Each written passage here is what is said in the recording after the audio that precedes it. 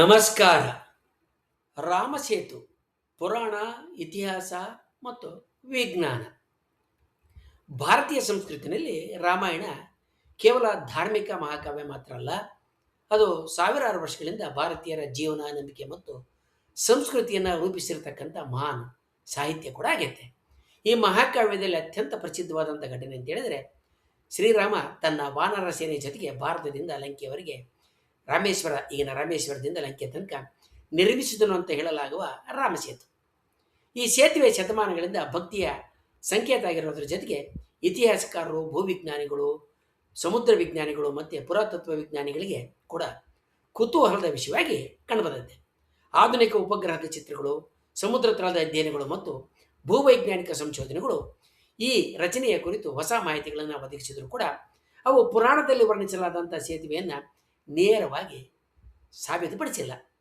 ಹೀಗಾಗಿ ರಾಮಸೇತು ಧರ್ಮ, ಇತಿಹಾಸ ಮತ್ತು ವಿಜ್ಞಾನ ಒಂದೇ ವೇದಿಕೆಯಲ್ಲಿ ಚರ್ಚೆಯಾಗ್ತಕ್ಕಂಥ ಅಪರೂಪದ ಒಂದು ವಿಷಯವಾಗಿದೆ. ವಾಲ್ಮೀಕಿ ರಾಮಾಯಣದ ಯುದ್ಧಕಾಂಡದಲ್ಲಿ ರಾಮಸೇತುವಿನ ನಿರ್ಮಾಣದ ವಿವರ ನಮಗೆ ಸಿಗುತ್ತೆ. ಸೀತೆಯನ್ನು ರಾವಣ ಅಪಹರಿಸಿ ಲಂಕೆಗೆ ಕೊಂಡೊಯ್ದ ನಂತರ ಶ್ರೀರಾಮ ತನ್ನ ಸೇನೆಯ ಜೊತೆಗೆ ಸಮುದ್ರ ತೀರವನ್ನು ತಲುಪ್ತಾನೆ. ಸಮುದ್ರ ದೇವನಿಗೆ ಪ್ರಾರ್ಥನೆಯನ್ನು ಸಲ್ಲಿಸಿದ ನಂತರ ವಿಶ್ವಕರ್ಮನ ಪುತ್ರ ಅಂತ ಹೇಳಲ್ಲ, ಮಗ ಅಂತ ಹೇಳಲಾದಂಥ ನಳ ಸೇತುವೆ ನಿರ್ಮಾಣದ ಹೊಣೆಯನ್ನು ಹೊರ್ತಾನೆ. ವಾನರರು ಮರಗಳು, ಬಂಡೆ ಮತ್ತು ಕಲ್ಲುಗಳನ್ನು ಬಳಸಿ 5 ದಿನಗಳಲ್ಲಿ ಸುಮಾರು 100 ಯೋಜನ ಉದ್ದದ ಒಂದು ಸೇತುವೆಯನ್ನು ಕಟ್ತಾರೆ. ಈ ಸೇತುವೆಯ ಮೂಲಕ ರಾಮನ ಸೇನೆ ಲಂಕೆಯನ್ನು ತಲುಪಿ ರಾವಣನ ವಿರುದ್ಧ ಕದನವನ್ನು ಕೈಗೊಂಡು ಸೀತೆಯನ್ನು ಬಿಡುಗಡೆ ಮಾಡ್ತೈತೆ. ನಂತರ ಕಾಲದಲ್ಲಿ ರಚಿತವಾದಂಥ ರಾಮಚರಿತಮಾನಸ, ಆಧ್ಯಾತ್ಮ ರಾಮಾಯಣ ಹಾಗೆ ಜಾನಪದ ಪರಂಪರೆಯಲ್ಲಿ ರಾಮ ಎಂಬ ಹೆಸರು ಬರೆದಂಥ ಕಲ್ಲುಗಳು ನೀರಿನಲ್ಲಿ ತೇಲಿದು ಅನ್ನುವ ಪ್ರಸಿದ್ಧ ಕತೆ ಕಾಣ್ತದೆ. ಆದರೆ ಈ ವಿವರ ಮೂಲ ವಾಲ್ಮೀಕಿ ರಾಮಾಯಣದಲ್ಲಿ ಇಲ್ಲ ಅನ್ನೋದನ್ನು ನಾವು ಗಮನಿಸಬಹುದು. ಇವತ್ತು ರಾಮಸೇತು ಎಂದು ಕರೆಯಲ್ಪಡ್ತಕ್ಕಂಥ ರಚನೆ ಭಾರತದ ತಮಿಳುನಾಡಿನ ಧನುಷ್ಕೋಡಿ, ರಾಮೇಶ್ವರಂ ಅಂದರೆ ಪಾಂಬ ದ್ವೀಪ ಮತ್ತು ಶ್ರೀಲಂಕಾದ ಮನ್ನಾರ್ ದ್ವೀಪಗಳ ನಡುವೆ ಐತೆ. ಸುಮಾರು 48 ಕಿಲೋಮೀಟರ್ ಉದ್ದದ ಈ ಪ್ರದೇಶ ಮುರುಳು ದಿಬ್ಬಗಳು, ಸುಣ್ಣದ ಕಲ್ಲುಗಳು ಮತ್ತು ಹವಳದ ರಚನೆಗಳು ಅಂದರೆ ಕೋರಲ್ ರೀಫ್ಸು ಮತ್ತು ಆಳ ಕಡಿಮೆ ಇರತಕ್ಕಂಥ ಸಮುದ್ರದ ಕಡಲಿನ ಭಾಗಗಳಿಂದ ಕೂಡಿದಂಥ ಒಂದು ಸರಪಳಿ ಆಗೈತೆ. ಪಾಶ್ಚಾತ್ಯ ಸಾಹಿತ್ಯದಲ್ಲಿ ಇದನ್ನು ಆ್ಯಡಮ್ಸ್ ಬ್ರಿಡ್ಜ್ ಅಂತ ಕರೀತಾರೆ. ಅನೇಕ ಸ್ಥಳಗಳಲ್ಲಿ ಈ ಕಡಲಿನ ಆಳ ಕೇವಲ 1 ಮೀಟರ್ನಿಂದ 10 ಮೀಟರ್ಗಳವರೆಗೆ ಮಾತ್ರ ಇರೋದರಿಂದ ಹಿಂದೆ ಸಣ್ಣ ದೋಣಿಗಳು ಅಥವಾ ಕಾಲ್ನಡಿಗೆಯಲ್ಲಿ ಕೆಲವು ಭಾಗಗಳನ್ನ ದಾಟಬಹುದಾಗಿತ್ತು ಅನ್ನುವ ದಾಟ್ತಾ ಇದ್ರು ಅಂತಕ್ಕಂಥ ಐತಿಹಾಸಿಕ ದಾಖಲೆಗಳು ಕೂಡ ದಕ್ತವೆ. 2002ರಲ್ಲಿ ನಾಸಾದ ಉಪಗ್ರಹ ಚಿತ್ರಗಳು ಸಾರ್ವಜನಿಕವಾಗಿ ಪ್ರಸಾರ ಆದ ನಂತರ ರಾಮಸೇತು ಜಗತ್ತಿನ ಉದ್ದಗಲಕ್ಕೆ ಚರ್ಚೆಗೆ ಒಳಪಡಿತು. ಉಪಗ್ರಹ ಚಿತ್ರಗಳಲ್ಲಿ ಭಾರತ ಮತ್ತು ಶ್ರೀಲಂಕಾವನ್ನು ಸಂಪರ್ಕಿಸುವಂತೆ ಕಾಣ್ತಕ್ಕಂಥ ಉದ್ದನೆಯ ರಚನೆ ಸ್ಪಷ್ಟವಾಗಿ ಕಾಣ್ತಾ ಇದ್ದ ಕಾರಣ ಅನೇಕರು ಇದನ್ನು ರಾಮಾಯಣದಲ್ಲಿ ವರ್ಣಿಸಲಾದಂಥ ಸೇತುವೆಯ ವೈಜ್ಞಾನಿಕ ಸಾಕ್ಷ್ಯ ಅಂತೇಳಿ ವಾದ ಮಾಡಿದರು ಮತ್ತು ಪರಿಗಣಿಸಿದರು. ಆದರೆ ನಾಸಾ ಸಂಸ್ಥೆಯ ನಂತರ ಸ್ಪಷ್ಟಪಡಿಸಿದ ರೀತಿಯಲ್ಲಿ ಉಪಗ್ರಹ ಚಿತ್ರಗಳು ಕೇವಲ ಭೂಮಿಯ ಮೇಲ್ಮನೆಯ ರಚನೆಗಳನ್ನು ತೋರಿಸ್ತವೆ. ಅವು ಯಾವುದಾದರೂ ರಚನೆ ಮಾನವ ನಿರ್ಮಿತವೇ ಅಥವಾ ಸಹಜವಾಗಿ ನೈಸರ್ಗಿಕವಾಗಿ ರೂಪುಗೊಂಡಿದ್ದೆ ಅನ್ನೋದನ್ನು ನಿರ್ಧರಿಸೋದಕ್ಕೆ ಸಾಧ್ಯ ಇಲ್ಲ. ಆದ್ದರಿಂದ ಉಪಗ್ರಹ ಚಿತ್ರಗಳನ್ನ ಮಾತ್ರ ಆಧರಿಸಿ ರಾಮಾಯಣದ ಸೇತುವೆ ಮಾನವ ನಿರ್ಮಿತ ಆಗಿದೆ ಅಂತ ಹೇಳೋದು ವೈಜ್ಞಾನಿಕವಾಗಿ ಸಮರ್ಥನೀಯವಲ್ಲ ಅಂತೇಳಿ ಸ್ಪಷ್ಟಪಡಿಸಿತು. ಈ ಹಿನ್ನೆಲೆಯಲ್ಲಿ ಭಾರತೀಯ ಭೂವೈಜ್ಞಾನಿಕ ಸಂಸ್ಥೆ ಜಿಯಾಲಜಿಕಲ್ ಸರ್ವೆ ಆಫ್ ಇಂಡಿಯಾ ಹಾಗೆಯೇ ರಾಷ್ಟ್ರೀಯ ಸಮುದ್ರ ವಿಜ್ಞಾನ ಸಂಸ್ಥೆ ನ್ಯಾಷನಲ್ ಓಷನೋಗ್ರಫಿಕ್ ಇನ್ಸ್ಟಿಟ್ಯೂಟು ಮತ್ತು ಇತರ ವೈಜ್ಞಾನಿಕ ಸಂಸ್ಥೆಗಳು ಸಮುದ್ರದ ಕಡಲಿನ ತಳದ ರಚನೆಗಳ ಕುರಿತು ಅಧ್ಯಯನಗಳನ್ನ ನಡೆಸಿದ್ದಾವೆ. ಈ ಸಂಶೋಧನೆಗಳಲ್ಲಿ ಸಮುದ್ರದ ತಳದಲ್ಲಿ ಮರಳು ಮತ್ತು ಇತರ ಕಲ್ಲಿನ ನಿಕ್ಷೇಪಗಳಿದ್ದು ಅವುಗಳ ಮೇಲ್ಭಾಗದಲ್ಲಿ ಸುಣ್ಣದ ಕಲ್ಲುಗಳು ಹಾಗೂ ಹವಳದ ರಚನೆಗಳು ಕಂಡುಬಂದಿದ್ದಾವೆ. ಈ ರಚನೆಗಳು ಒಂದೇ ಸಮಯದಲ್ಲಿ ಉಂಟಾಗಿಲ್ಲ.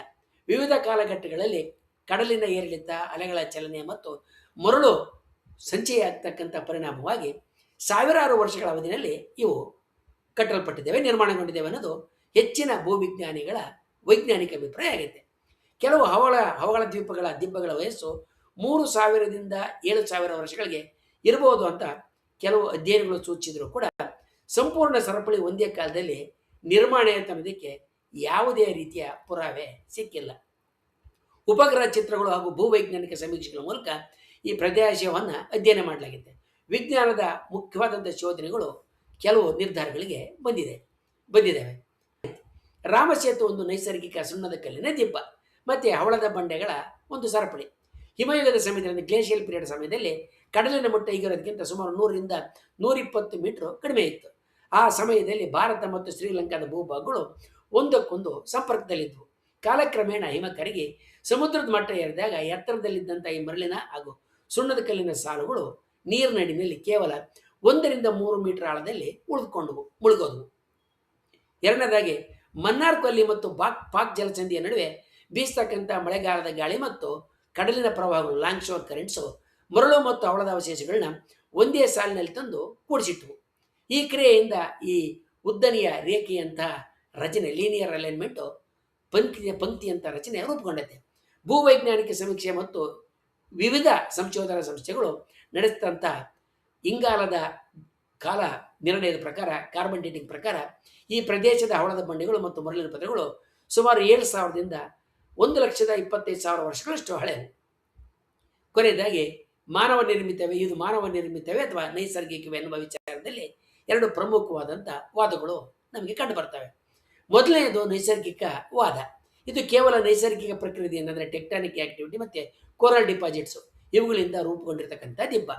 ಉಪಗ್ರಹ ಚಿತ್ರಗಳು, ಕಡಲಿನ ಆಳದ ಅಧ್ಯಯನ ಮತ್ತು ಭೂವೈಜ್ಞಾನಿಕ ಮಾದರಿಗಳು ಇದಕ್ಕೆ ಪ್ರಬಲವಾದಂಥ ಪುರಾವೆ ಮತ್ತು ಸಾಕ್ಷಿಗಳಾಗಿದ್ದಾವೆ. ಎರಡನೇದು ಮಾನವರು ಕಟ್ಟಿದ್ದಾರೆ ಅಂತಕ್ಕಂಥ ವಾದ. ಇದರ ಪ್ರಕಾರ ನೈಸರ್ಗಿಕವಾಗಿ ರೂಪುಗೊಂಡಿದ್ದಂಥ ಮರಳು ದಿಬ್ಬಗಳ ಮೇಲ್ಭಾಗದಲ್ಲಿ ಪ್ರಾಚೀನ ಮಾನವರು ಸೇತುವೆಯಂತೆ ಬಳಸಲು ಕಲ್ಲುಗಳನ್ನ ಜೋಡಿಸಿರಬಹುದು. ಮರಳಿನ ಪದರಗಳ ಮೇಲೆ ಸುಣ್ಣದ ಕಲ್ಲಿನ ಬಂಡೆಗಳು ಕಂಡುಬರೋದು ಮತ್ತೆ ರೇಖಾತ್ಮಕ ಅಂದರೆ ನೇರವಾದ ಸಾಲಿನಂತೆ ಇರ್ತಕ್ಕಂಥ ವಿನ್ಯಾಸ ಇದಕ್ಕೆ ಈ ವಾದಕ್ಕೆ ಬೆಂಬಲವಾಗಿರ್ತಕ್ಕಂಥ ಆಧಾರಗಳು. ಚಾರಿತ್ರಿಕ ದಾಖಲೆಗಳ ಪ್ರಕಾರ ಸಾಮಾನ್ಯ ಶಕೆ 1480ರವರೆಗೆ ಅಂದರೆ ಈಕೆ 500 ವರ್ಷಗಳ ಹಿಂದಿನವರೆಗೆ ಈ ಸೇತುವೆ ಸಮುದ್ರ ಮಟ್ಟಕ್ಕಿಂತ ಮೇಲಿದ್ದು ಜನ ಕಾಲ್ನಡಿಗೆಯಲ್ಲಿ ಸಾಗೋದಕ್ಕೆ ಸಾಧ್ಯ ಇತ್ತು. ಆದರೆ ಆ ವರ್ಷ ಅಂದರೆ 1480ರಲ್ಲಿ ಸಂಭವಿಸಿದಂಥ ಭೀಕರ ಚಂಡಮಾರುತದಿಂದಾಗಿ ಸೇತುವೆಯ ಹಲವು ಭಾಗಗಳು ಕೊಚ್ಚಿ ಹೋಗಿ ನೀರಿನೊಳಗಿನ ದಿಬ್ಬಗಳಾಗಿ ಮಾರ್ಪಟ್ಟವು. ಕೆಲವು ವಿಜ್ಞಾನಿಗಳು ನಿಸರ್ಗದಲ್ಲಿ ಪ್ರಕೃತಿನಲ್ಲಿ ಈಗಾಗಲೇ ಇದ್ದ ಮರಳು ದಿಬ್ಬಗಳು ಮತ್ತು ಕಡಿಮೆ ಆಳ ಇರತಕ್ಕಂಥ ಪ್ರದೇಶಗಳನ್ನ ಪ್ರಾಚೀನ ಜನ ಸಂಚಾರಕ್ಕಾಗಿ ಭಾಗಶಃ ಬಳಸ್ಕೊಂಡಿರ್ತಕ್ಕಂಥ ಸಾಧ್ಯತೆಯನ್ನು ಸಂಪೂರ್ಣವಾಗಿ ತಿಳಿಯಕ್ಕೆ ಬರೋದಿಲ್ಲ ಅಂತ ಹೇಳ್ತಾರೆ. ಆದರೆ ಈ ಅಭಿಪ್ರಾಯವನ್ನು ಗಟ್ಟಿಗೊಳಿಸ್ತಕ್ಕಂಥ ಪುರಾವೆಗಳು ಅಪೂರ್ಣವಾಗಿದ್ದಾವೆ. ರಾಮ ಸೇತುವಿನ ಜೊತೆಗೆ ಸಂಬಂಧಿಸಿದ ಮತ್ತೊಂದು ಜನಪ್ರಿಯ ನಂಬಿಕೆ ಅಂತ ಹೇಳಿದ್ರೆ ನೀರಿನಲ್ಲಿ ತೇಲ್ತಕ್ಕಂಥ ಕಲ್ಲುಗಳು.